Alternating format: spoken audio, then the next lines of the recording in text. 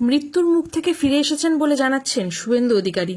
খোঁচা খাওয়া বাঘ যে কতটা ভয়ঙ্কর হয় তা আমরা জানি। এই আঘাতের প্রত্যাঘাত ভারী হবে না তো মমতার জন্য?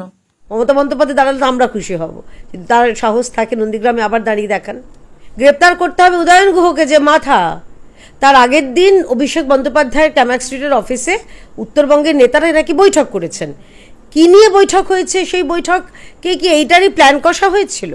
কেন তৎপর হতে যাবে? এখানে পুলিশ তো রাজনৈতিক রং থেকে বিচার করে ভাই, রাজনৈতিক রং দেখে ধরা হয়। এটা উদয়ন গুহ না হয়ে যদি ওখানকার কোনো বিজেপির কার্যকর্তা হতো তাহলে হতো। তার নাম আপনি দেখবেন অতি সক্রিয় হয়ে পুলিশ পৌঁছে যেত। তাহলে এখানে তো শাসকের আইন হয় ভাই, আইনের শাসন তো হয় না। এটা হচ্ছে স্পষ্ট হামলা। এটা হামলা মানে কি? প্রাণঘাতী হামলা। ভাগ্যিস তার গাড়িতে বুলেট প্রুফ কাঁচ ছিল। আপনারা দেখেছেন সে ভিডিও, চিন্তা করতে পারছেন? পুলিশ দাঁড়িয়ে আছে, এরকম বড় বড় ইট নিয়ে পাথর নিয়ে গাড়ির ওপর মারছে। তৃণমূল নামক এটা রাজনৈতিক দল না, আমি খুব সরি টু সে, এটা কোনো পাড়ার ক্লাবে অত বিশৃঙ্খলা হয় না, এত অসভ্যতামি হয় না। যেখানে বিরোধী দলনেতা তার নিরাপত্তা নেই, সাধারণ মানুষের নিরাপত্তা কোথায় থাকবে? এই ভয়ের পরিবেশটা তারা তৈরি করতে চাইছে ভোটের আগে। এবং তাদের তো শুভেন্দু অধিকারীর উপর খুব রাগ, কারণ 1956 রিভাইন্ড করে দিচ্ছি, 2রা মে নন্দীগ্রাম। ভিডিওতে দেখা গেছে যারা তৃণমূলের পতাকা নিয়ে ভাঙচুর করছিলেন সেই মিয়া সাহেবগুলো কোন দলের? সারা রাজ্যের মানুষ দেখতে পেল, সোশ্যাল মিডিয়া দেখতে পেল, মিডিয়া আপনারা দেখতে পেলেন, টিভি মিডিয়া দেখতে পেল। একমাত্র দেখতে পাচ্ছেন না কুণাল ঘোষ এবং তৃণমূল। চশমা আছে তো চোখে, আমি চাই তার চশমাটার পরীক্ষা হোক। উনি যদি এখানে না পারেন, চশমাটা যে কোনো ভালো জায়গা থেকে, ভালো চোখের ডাক্তার যারা সবুজ রঙের চশমা পরে থাকেন না, সেই সমস্ত ডাক্তারদের দিয়ে চশমাটা পরীক্ষা হোক, কারণ তিনি তো আসলটা দেখতে পাচ্ছেন না। জ্বালাটা আরও বাড়বে, এবার ডাইজিন, জেলুসিল আরও কিছু খেতে হবে, ওই আরও প্যান্ডি খেতে হবে, কারণ এবারও তো আবার হারাবে শুভেন্দু অধিকারী। যেই দাঁড়াক না কেন, মমতা বন্দ্যোপাধ্যায় দাঁড়ালে তো আমরা খুশি হব, তার সাহস থাকে নন্দীগ্রামে আবার দাঁড়িয়ে দেখান। একদম যেটা পরিষ্কার মাপ হয়ে যাবে, কোনটা চাল কোনটা কাঁকড়। আমরা তো চাইছি সেটা বার করুক। অবশ্যই হবে, কারণ প্রাণনাশের হামলা হয়েছিল, তার উপর যে হামলা হয়েছিল এটা নিছক হামলা বলবো না, বারবার বলছি। তো সেই জায়গায় তিনি মৃত্যুর মুখ থেকে কার্যত বেরিয়ে এসেছেন। ঈশ্বরের অসীম কৃপা, শ্রাবণ মাস চলছে, মহাদেবের অসীম কৃপা শুভেন্দুদার উপরে। তা না হলে সত্যি কথা কালকে যে অবস্থা করে রেখেছিল, যে ছবি ভিডিও দেখে শিউরে ওঠার মতন ভিডিও। ওই অনুব্রত মণ্ডল কি বলেছিলেন যে ওকে এই কেস দিয়ে দাও, পুলিশকে টাইম দিয়ে দাও, বোমা মেরে দেবো, এইসবগুলো বলার পরে অনুব্রত মণ্ডল এবং সবথেকে বড় কথা পুলিশের বাড়ির মা, তার স্ত্রী, তাদেরকে নিয়ে এরকম নোংরা কদর্য কুৎসিত মন্তব্য করার পরেও তার বিরুদ্ধে কোনো ব্যবস্থা নেয়নি।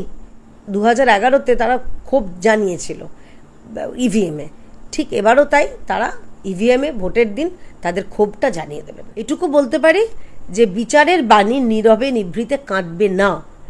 বিচার হবে। আমাদের রাজ্যের যারা যোগ্য চাকরিহারা শিক্ষক রয়েছেন, যারা পরীক্ষা দিয়েছিলেন, কারণ কিন্তু এই এদের চুরির ফলে যারা বঞ্চিত হয়েছেন তাদের মুখে হাসি ফুটবেই। এই দলটার মানে হয় না পাপের ঘড়া পূর্ণ, এদের পাপের ঘড়া পূর্ণ হয়ে গেছে। 26-এ এদেরকে ওই বাপি বাড়ি যা করে দেবে রাজ্যের মানুষই, আমাদের আর কিচ্ছু নতুন করে করতে হবে না। কোচবিহারে শুভেন্দু অধিকারীর গাড়িকে লক্ষ্য করে হামলা, পুলিশ দাঁড়িয়ে দেখছে, কি বলবেন এই নিয়ে? তো এই পুলিশের কাজ কি? পুলিশের কাজ তো ছাতা ধরা মাথায়। পুলিশের কাজ চটি জুতো খুলে খিচুড়ি বন্টন করা। পুলিশের কাজ বিজেপি হোক বা যে কোনো বিরোধী হোক সোশ্যাল মিডিয়া খুঁজে খুঁজে দেখা। পুলিশের যেটা কাজ নিরাপত্তা দেওয়া, সেটা বাদে পুলিশ অন্য সব কাজগুলো করে। আর তাছাড়া পুলিশের কাজ আপনারা তো দেখান মাঝে মধ্যেই, কোথায় ঘুষ নিচ্ছে, কোথাও রাস্তায় দাঁড়িয়ে তারা ওই লরি থেকে টাকা তুলছে নির্লজ্জের মতন। এগুলোই পুলিশের কাজ। নিরাপত্তা দেওয়ার কাজটা যে পুলিশের করতে হবে আদৌ, সেটা তারা ভুলে গেছে। দুর্বৃত্তদের মধ্যে সকলেই ছিল বাংলাদেশি এবং রোহিঙ্গা মুসলিম, এমনটাই বলছেন শুভেন্দু অধিকারী। কার মদতে করছে এরা? যে দল এদেরকে মদত দেয়, যে দল বলেছে এরা ভোটার লিস্টে থাকবে, যে দল বলেছে রোহিঙ্গাদের এখানে জায়গা করে দেব, তাদের সঙ্গে আমি আছি, সেই দলই করছে। সেই দলের নাম তৃণমূল কংগ্রেস, এবং ওখানকার যে বিধায়ক রয়েছে উদয়ন গুহ, স্পষ্ট তার মদতেই হচ্ছে। শুধুমাত্র এই 4-5 জনকে, কয়েকজনকে নাকি গ্রেপ্তার করেছে শুনলাম। এদেরকে গ্রেপ্তার করলে হবে না, এদেরকে গ্রেপ্তার করে হবে না। গ্রেপ্তার করতে হবে উদয়ন গুহকে, যে মাথা। তার আগের দিন অভিষেক বন্দ্যোপাধ্যায়ের ক্যামাক স্ট্রিটের অফিসে উত্তরবঙ্গের নেতারা নাকি বৈঠক করেছেন। কি নিয়ে বৈঠক হয়েছে? সেই বৈঠকে কি এইটারই প্ল্যান কষা হয়েছিল? যে পরের দিন শুভেন্দু অধিকারী যাচ্ছেন কোচবিহার, কিভাবে তার উপর আক্রমণ আনা হবে সেটার প্ল্যান করা হয়েছিল। এখন তো যা ঘটনা প্রবাহ সেটাই মনে হচ্ছে। এবং শুধু এটা আক্রমণ নয়, এটা হচ্ছে স্পষ্ট হামলা। এটা হামলা মানে কি, প্রাণঘাতী হামলা। ভাগ্যিস তার গাড়িতে বুলেট প্রুফ কাঁচ ছিল। আপনারা দেখেছেন সেই ভিডিও, চিন্তা করতে পারছেন পুলিশ দাঁড়িয়ে আছে এরকম বড় বড় ইঁট নিয়ে পাথর নিয়ে গাড়ির ওপর মারছে। কি ভয়াবহ অবস্থা পশ্চিমবঙ্গে। আমরা কোন রাজ্যে বাস করছি যেখানে বিরোধী দলনেতা তার নিরাপত্তা নেই, সাধারণ মানুষের নিরাপত্তা কোথায় থাকবে?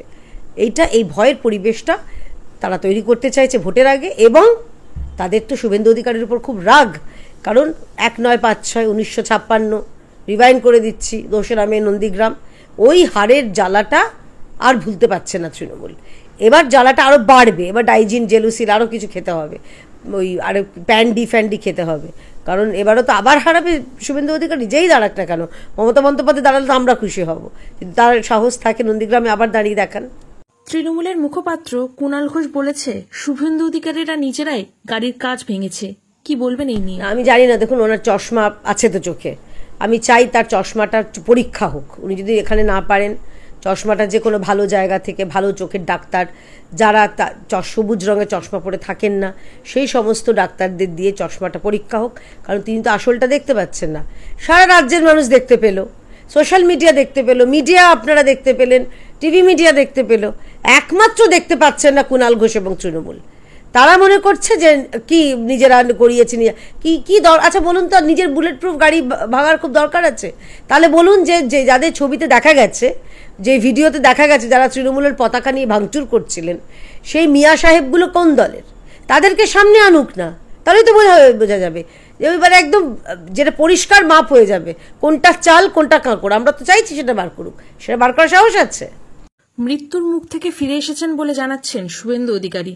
খোঁচা খাওয়া বাঘ যে কতটা ভয়ঙ্কর হয় তা আমরা জানি। এই আঘাতের প্রত্যাঘাত ভারী হবে না তো মমতার জন্য?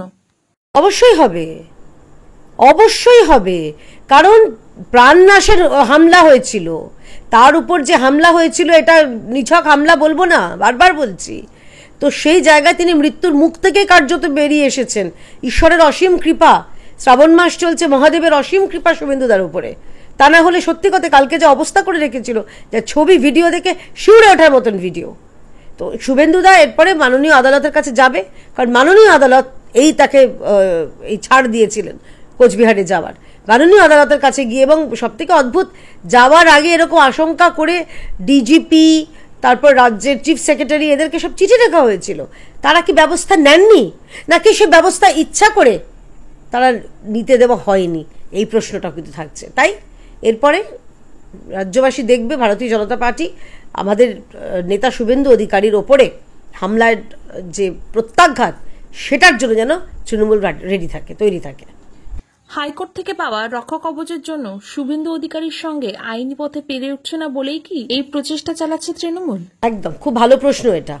কারণ দেখুন, ওদের একটা খুব ফ্রাস্ট্রেশন আছে যে শুভেন্দু অধিকারীর ওপর কেন রক্ষা কবচ, মানে রক্ষা কবচটা, আইনি রক্ষা কবচটা আছে বলে শুভেন্দু অধিকারীর বিরুদ্ধে কেস দিতে পারছে না, ধরতে পারছে না, চমকাতে পারছে না, ধমকাতে পারছে না। যেটা পারছে সেটা হচ্ছে তাদের ওই মিয়া যারা রয়েছে, যে রোহিঙ্গা বাংলাদেশি জেহাদি যারা জামাতি রয়েছে, তাদেরকে লাগিয়ে দিয়েছে কাজে। সেই ফ্রাস্ট্রেশনটা আছে বলেই তারা এদিকে আইনত কিছু করতে পারছে না, শুভেন্দু অধিকারীর উপর মিথ্যে মামলা দিতে পারছে না, ভুয়ো কেস চাপাতে পারছে না, যতই চেষ্টা করুক। তো সেই কারণেই তারা এখন একদম মানে সম্মুখ সমরে তারা মাঠে, এবং প্রচুর ভুয়ো কেস দেওয়ার চেষ্টা করেছিল, অনেক রকমভাবে, অনেক অসভ্যতামি, অনেক নীচতা। মানে তৃণমূল নামক এটা রাজনৈতিক দল না, আমি খুব মানে সরি টু সে, এটা কোনো পাড়ার ক্লাবে অত বিশৃঙ্খলা হয় না, এত অসভ্যতামি হয় না। পাড়ার ক্লাবেরা তারা খুব খেলাধুলো, ক্যারাম বোর্ড নিয়ে খেলেন, তারা সেই অঞ্চল যারা রয়েছেন, এলাকায় যারা রয়েছেন, তাদের সঙ্গে সুন্দর সম্পর্ক রেখে চলেন। তৃণমূল কংগ্রেস হয়েছে নিজেদের মধ্যে খাওয়া কি, আর রাজ্যের মানুষকে তারা একেবারে দারিদ্র্য থেকে অতি দারিদ্র্যে ডুবিয়ে রেখেছে। তো এই জায়গায় দাঁড়িয়ে তৃণমূল কংগ্রেস যে নিকৃষ্ট কাজ করছে এবং ক্রমাগত করে যাচ্ছে। এর আগে আমরা দেখেছিলাম যখন আমাদের শুভেন্দু অধিকারীর আগে আমরা যখন দেখলাম সুকান্ত মজুমদার, তার উপর কীরকম হামলা হয়েছিল, আপনার মনে আছে নিশ্চয়ই। এইরকম পরের পর ঘটনা এরা করেই যাচ্ছে। তো এই দলটার মানে হয় না পাপের খরা পূর্ণ, এদের পাপের খরা পূর্ণ হয়ে গেছে 26-এ। এদেরকে ওই বাপি বাড়ি যা করে দেবে রাজ্যের মানুষই, আমাদের আর কিচ্ছু নতুন করে করতে হবে না।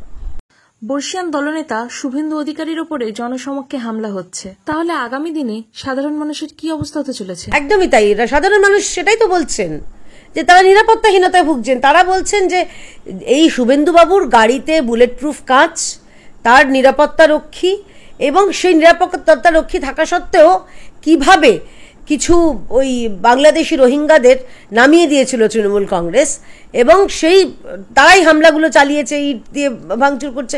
অর্থাৎ আমরা দেখুন, একটা সাধারণ মানুষ, এটা খুব মানে প্র্যাকটিক্যাল কথা, পুলিশ দেখলে আমরা সবাই ভয় পাই, একটু সমীহ করি। এদের তো ভয় নেই, কারণ জানে তো পুলিশের হাত আছে এদের মাথার উপর, কিচ্ছু করতে পারবে না। অনুব্রত মণ্ডল সে তো ছাড় পেয়ে গেছে, পুলিশের মানে বাড়ির স্ত্রী মাকে গালাগালি করে তারা ছাড় পেয়ে গেছে, অনুব্রত মণ্ডল বরং তো প্রমোশন হয়ে গেছে। তো এরা তো জানে যত অসভ্যতামি করবে, যত রুম্পেনগিরি করবে, তত তৃণমূলের কাছে তাদের দাম। তো সেই মতো সে করেছে এক। আর দ্বিতীয় কথা হচ্ছে, সাধারণ মানুষ তাদের ক্ষোভ কোথায় দেখাবেন? ভোট বাক্সে দেখাবেন। বামেরা যখন সীমাহীন অসভ্যতামি শুরু করেছিল, নেতাই নন্দীগ্রাম একের পর এক তারা করছিল, মানুষ কিন্তু 2011-তে তারা ক্ষোভ জানিয়েছিল ইভিএমে। ঠিক এবারও তাই, তারা ইভিএমে ভোটের দিন তাদের ক্ষোভটা জানিয়ে দেবেন। শুভেন্দু অধিকারী বলছেন 26-এর নির্বাচনের আগে অভিষেককে মাইক হাতে আর বক্তৃতা দিতে দেব না, তাহলে কি জেলে পাঠানোর হুঁশিয়ারি?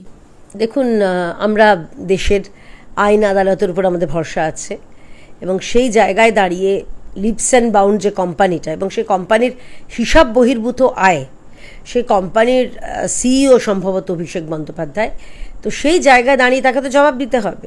তার কোম্পানির ডিরেক্টর, একজনের নাম অমিত বন্দ্যোপাধ্যায়, একজনের লতা বন্দ্যোপাধ্যায়, একজনের নাম রুজিরা বন্দ্যোপাধ্যায়, নারুলা। তো তারা বলুন তাদের কি দায়িত্ব আছে, এবং তারা কারা? অভিষেক বন্দ্যোপাধ্যায় কালীঘাটের কাকুর সঙ্গে কি সম্পর্ক ছিল? একটা ওই যেটা একটা কালীঘাটের কাকুর যে ভয়েস এটা পাওয়া গেছে, সেখান থেকে আমরা জেনেছি কোনো জনৈক অভিষেক বন্দ্যোপাধ্যায়ের নামও শোনা গেছে। সে অভিষেক বন্দ্যোপাধ্যায়ের কথা কে, তার কি ভূমিকা এই চাকরি চুরিতে, সেগুলো নিশ্চয়ই বের হবে।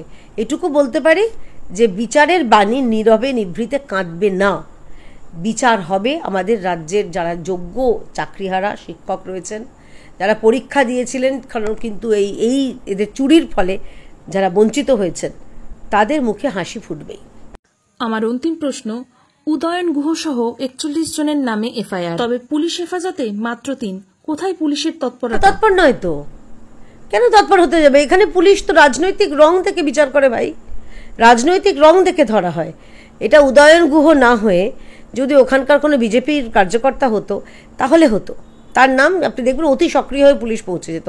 আমি আপনাকে একটা উদাহরণ দিচ্ছি, ওখানকার আমাদের প্রাক্তন সাংসদ শ্রী নিশীথ প্রামাণিক মহাশয়, তার গাড়ির উপর হামলা চলেছিল।